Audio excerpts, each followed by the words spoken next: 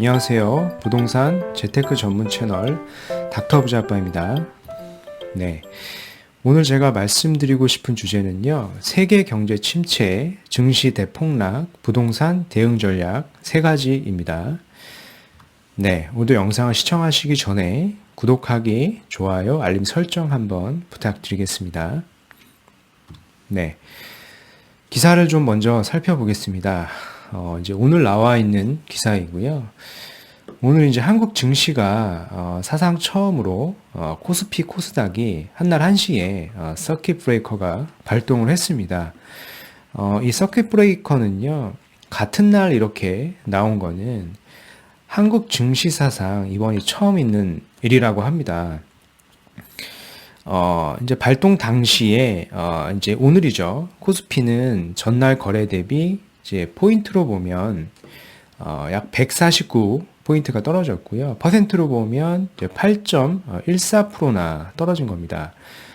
엄청나게 많이 이제 떨어진 것이고요. 이 유가증권 시장에서 서킷 브레이커가 발동된 것은요, 지난 이제 미국에서 9.11 테러가 발생된 그 직후에 일이죠. 01년도 9월 12일 만에 나타난 겁니다. 횟수로 따지면 이제 18년 6개월 만인 거죠. 그만큼 이제 지금 상황이 그렇게 만만한 상황은 아니고요. 굉장히 안 좋은 상황임에는 이제 분명합니다. 이제 마찬가지로 그렇다 보니 임시금통위가 임박해 있다. 그 한국은행도 이 빅컷을 하겠다라고 하는 그런 기사가 좀 나온 거고요. 그동안 좀 소극적인 반응을 이제 한은에서는 좀 보였었는데 오늘과 같은 이런 상황이 또 나오니까요. 이제 코로나19 이런 팬데믹 상황에서 주식시장이 이렇게 급락을 하고 이제 환율이 요동을 치고 있는 이 상황에서 이제 한은이 또 가만히 있을 수만은 없죠. 뭐 제가 생각할 때는 이미 뭐 좀 늦은 것 같기는 한데 그러면 그 포인트를 얼마나 인하를 시킬 거냐라고 했을 때 이제 B컷을 하냐 안 하냐에 이제 포인트가 있는 것 같습니다. 그래서 이제 통상 이제 50을 내리게 되면 이제 B컷이 되는 거고요. 그렇게 되면 단순에 우리나라의 기준금리는 0%대로 떨어지게 됩니다. 그러면 사실상 이제 제로 금리로 이제 가게 되는 것이죠. 그럼 이제 이런 상황에서 과거의 이제 부동산 시장을 좀 살펴보도록 하겠습니다.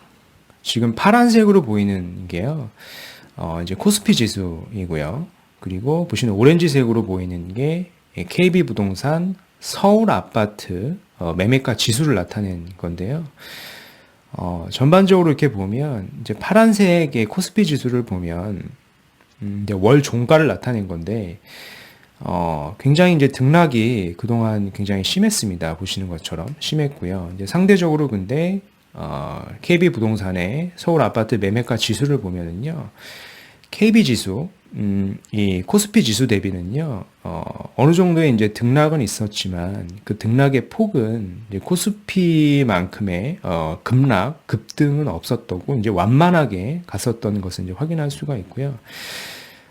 그럼 대표적으로 이제 IMF 때를 좀 살펴보면, 이제 97년도쯤에 이제 IMF였는데, 이때를 보면 코스피 지수가 일시적으로 이렇게 급락하는 것을 이제 확인할 수가 있습니다. 이렇게 급락을 했었는데, 근데 상대적으로, KB 부동산 시세를 보면 바로 급락을 한 게 아니고요. 어느 정도, 시기에 딜레이를 좀 두고, 급락한 것을 이제 확인할 수가 있습니다. 이렇게 급락을 했었고요.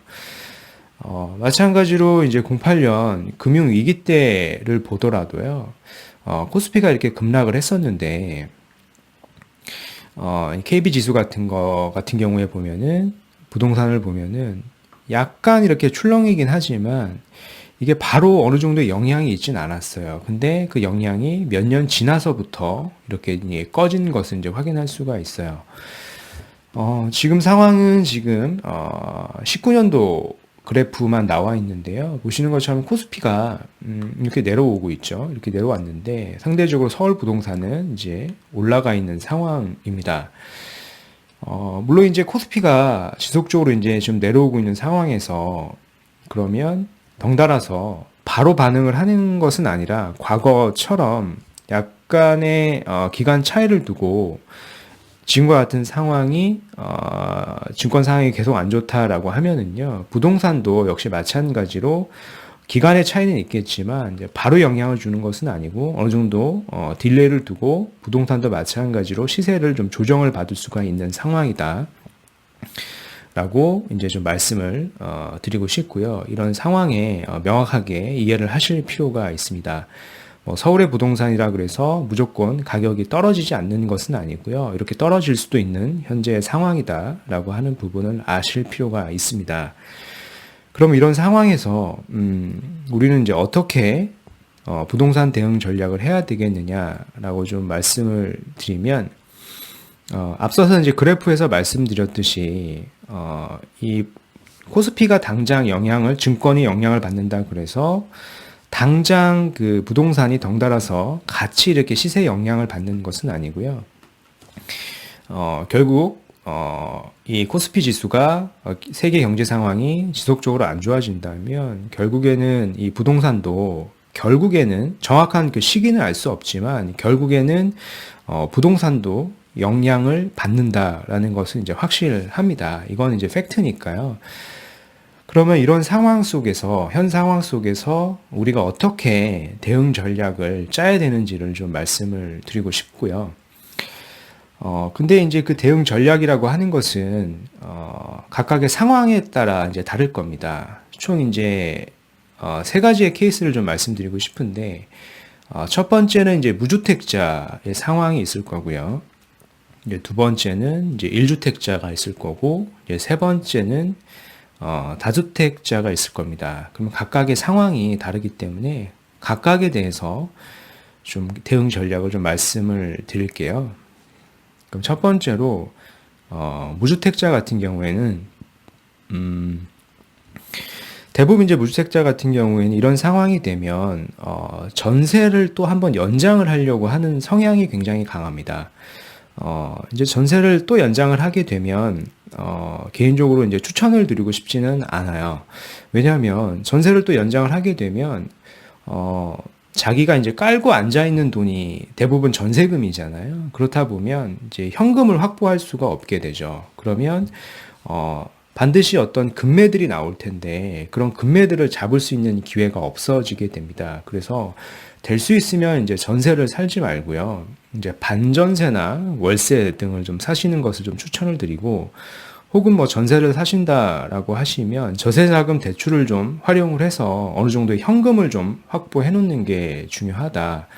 그래서 이제 그런 확보된 현금을 가지고 이제 금매를 노리는 게 중요할 거고요. 그러면 금매를 어떻게 잡냐라고 할 때, 이제 무주택자 같은 경우에는 자기가 선호하는 지역들이 있을 거예요. 그런 선호하는 지역들을 지속적으로 좀 관찰을 하실 필요가 있습니다. 그래서 시세 대비 뭐 굉장히 많이 빠지기를 기대하지는 마시고요. 뭐 최소한 10%에서 한 15% 정도 내외가 좀 떨어졌을 때 금매를 한번 노리시는 게 좋은 기회가 될 수 있다라고 좀 말씀을 드리고 싶고요. 꼭 제가 한번 드린 말씀을 좀 명심하셔서 무주택자분들은 이번 기회를 잘 활용을 하셔서 내 집 마련을 하시는 것을 기회로 좀 삼으셨으면 좋겠습니다. 물론 이제 이렇게 말씀을 드려도 무주택자분들은 아마 대부분 전세를 연장을 하실 거예요. 그래서 또 전세를 또 연장을 하시다 보면 이제 주택 시장하고 이제 관심을 끊다 보면 다시 또 이제 매수를 할 기회가 없어지게 되죠. 그래서 이제 그런 부분이 좀 안타까우니까 그런 부분들은 좀 제가 오늘 드리는 말씀을 이제 거듭 확인을 하셔서 잘 활용을 하시면 향후에 반드시 좋은 일이 생길 수 있다라고 좀 말씀을 드리고 싶고요. 그러면 이제 1주택자 같은 경우에는 어떻게 해야 되느냐? 1주택자 같은 경우에는 주택 가격이 이제 떨어질 것 같으니까 심리적으로 그러면 내가 산 집을 이제 바로 팔아야 되나? 이런 생각을 할 텐데요. 될 수 있으면 안 그러시는 게 좋다라고 좀 말씀을 드리고 싶습니다. 또 매도를 해버리고 이제 전세로 가면은 좋겠지만 이런 안 좋은 상황, 이런 금융위기와 같은 상황이 오면 전세 가격이 오히려 치솟거든요. 그렇다 보면은, 전세금에 대한 부담도 만만치가 않고요. 또 이제 자기가 원래 자기 1주택자로서 자기 집이 있던 사람들이 또 전세로 가서 사는 것도 좀 쉽지도 않고요. 그렇다 보면 또 1주택자가 또 갈아타려고 하시는 분들도 계실 텐데, 갈아타는 것도 지금 상황에서는 쉽지가 않을 거예요. 왜냐면, 갈아타려고 하면은, 살 집은 아마 금매로 살 수가 있을 텐데, 내 집을 내놓으면 내 집이 잘 안 팔립니다. 팔려고 하면 정말 싸게 내놔야 팔리기 때문에, 결국에는 갈아탈 때도 손해를 보고 갈아타게 되고요. 여러 가지 금융 비용을 따졌을 때 결국 유리한 조건이 아니다라고 좀 말씀을 드리고 싶고요.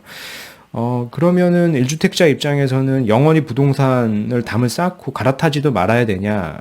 그런 것은 아니고, 계속 기회를 보셔야 돼요. 그러면 어떻게 기회를 보냐라고 하면은, 이제 KB 시세라고 하는 것들이 나오는데, KB에서 리포트가 있습니다. 이제 주간, 이제 월간으로 리포트를 해주게 되는데, 그 리포트를 동향을 계속 살피시다가, 이제 마이너스로 떨어지다가 어느 폭에선 다시 0으로 되고요. 그 등락의 폭이 점점 줄게 되면 다시 이제 회복기가 올 수도 있는 거기 때문에 그런 타이밍을 잘 활용하셔서 바텀을 찍고 다시 상승기로 갈 때 갈아타는 아파트들을 살펴보시면서 그런 시기에 갈아타는 것은 이제 괜찮다. 라고 좀 말씀을 드리고 싶고요. 그러기 위해서는 지속적인 이제 공부가 필요하다라고 좀 말씀을 드리고 싶습니다. 그러면 이제 반면에 다주택자 같은 경우에는 어떻게 해야 되냐라고 하면은 흔히 이제 다주택자라고 하면은 2주택자보다는 3주택 이상이신 분들이 많거든요. 그러니까 3주택 이상이신 분들은 이런 못난이 같은 아파트들이 상대적으로 한 개 정도는 아마 있으실 가능성이 큽니다. 그러면 그런 못난이 같은 경우에는 좀 매도를 한번 고려하시는 게 좋습니다. 그럼 도대체 못난이가 어떤 거냐라고 하면은 이제 외곽 지역일수록 주택 경기가 안 좋아지면 먼저 하락을 하기 때문에요. 그럼 외곽 지역인데 상대적으로 교통 호재도 없고요. 이제 구축이고요. 전세가도 하반 경제성이 안 좋은 그런 지역들은요. 매도를 좀 고려하시는 게 좋습니다. 매도를 하실 때는 금액적인 부분을 너무 크게 욕심을 부리지는 마시고요. 적정 수준에서 급매로 좀 매도를 하시는 것도 좋다라고 좀 말씀을 드리고 싶습니다. 그렇게 매도를 하고 현금을 또 확보해 놓으면 또 다른 기회를 잡을 수도 있는 것이니까요. 이런 식으로 각각의 상황에 맞춰서 대응 전략을 짜는 게 중요합니다.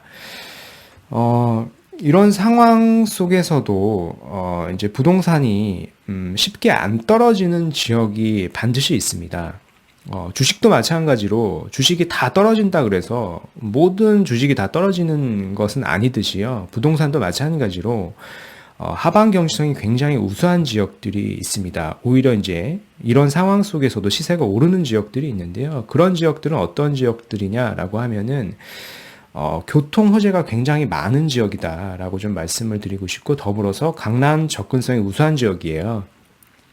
그럼에도 불구하고 집가격이 싼 지역을 좀 보시면 되는데 오늘 말씀드리고 싶은 지역은 이 청량리 쪽 부근이고요. 청량리 쪽 같은 경우에는 반경 약 한 8km면 서울 중심을 다 갈 수가 있고요. 용산구랑 아래쪽 강남권까지도 다 갈 수 있는 그런 지역입니다. 지적으로 굉장히 우수한 지역이고 향후에는 이쪽이 지하철이 10개 이상 생길 지역이다라고 좀 말씀을 드리고 싶고요.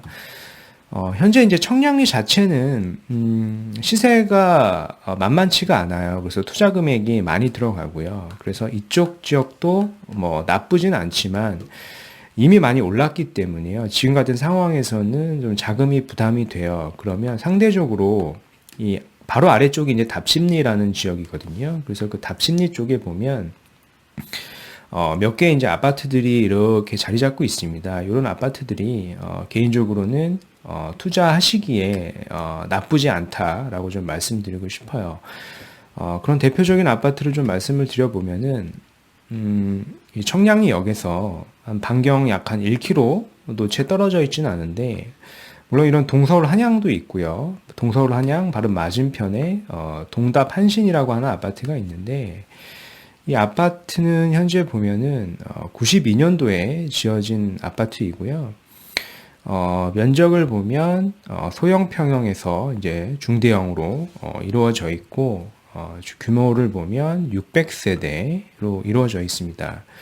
이제 포커싱 하셔야 될 거는 이제 매매가인데요. 매매가가 지금 소형 평형 기준으로 보면은 이게 이제 소형 평형 기준으로 현재 한 3억 정도 시세가 형성이 되어 있습니다. 호가는 아마 3억 초반 정도로 이렇게 나와 있을 건데 한 3억 정도로 형성이 되어 있고, 전세 가격은 지금 한 1억 후반 정도 합니다. 지금 시세는 뭐 1억 6천이라고 되어 있는데, 그럼 갭 차이가 실질적으로는 1억 대면은 이제 갭이 되는 거겠죠. 근데 지금 같은 상황에서 약간의 급매물도 나올 수 있기 때문에 3억 이하로도 한번 금매를 잡아볼 수도 있는 상황이죠. 그러면 이제 갭은 더 줄게 되고요. 그래서 이런 매물들은 뭐 쉽게 금매가 나오진 않겠지만 투자나 실거주를 고려하시기에 매우 좋다라고 좀 말씀을 드리고 싶고요. 특히 이제 자녀가 있으신 분들한테 증여하기에는 굉장히 좋은 거죠. 왜냐하면 이제 증여할 때 5천만 원까지는 일단 비과세가 되고요. 자녀도 이제 사회생활을 하는 자녀분들 같은 경우에는 한 5천만 원 정도는 충분히 이제 신용대출을 껴서 마련을 할 수가 있기 때문에요. 더하면 한 1억 정도가 되잖아요. 그러면 1억대 정도의 자금으로도 충분히 서울에 있는 아파트를 마련할 수 있는 것이기 때문에요. 이런 지역들은 같이 한번 검토해 보셔도 좋다라고 좀 말씀을 드리고요. 오늘 제가 준비한 영상은 여기까지이고, 궁금하신 내용은 이메일을 보내주시면 될 것 같습니다. 이상 닥터 부자였습니다. 감사합니다.